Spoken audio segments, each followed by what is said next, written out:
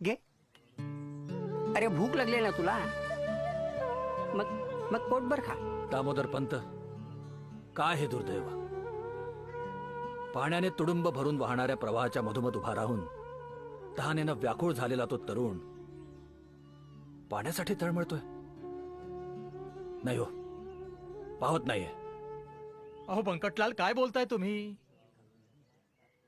अहो माया पायातल्या जोड्याचं आणि तुमच्या टकुऱ्यातल्या कोड्याचं गणितच नाही समजून राहिले मले. कोणची नदी, कोणचा तरुण? दामोदर पंत, समोर पहा. मी पण तुझ्यासोबत 2 घास खातो. हं?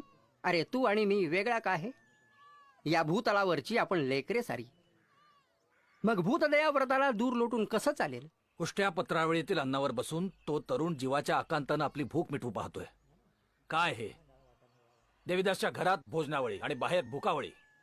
कुणाला याची दया कशी येत नाही? बंकटलाल, मागच्या जन्माची पुण्याई समजा, नाहीतर संचिताचा योग.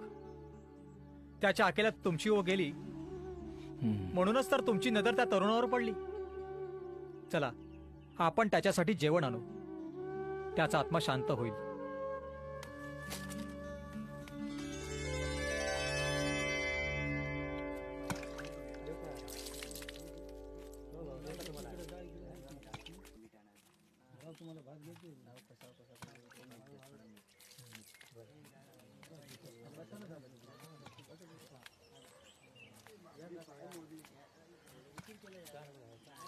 क्षमा असावी, हं?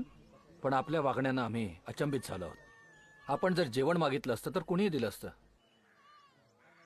असं उष्टान्न जेवण बरं नाही दिसत. उष्ट्याची चेष्टा करतोस? तुझं शरीर नाही का रे उष्ट?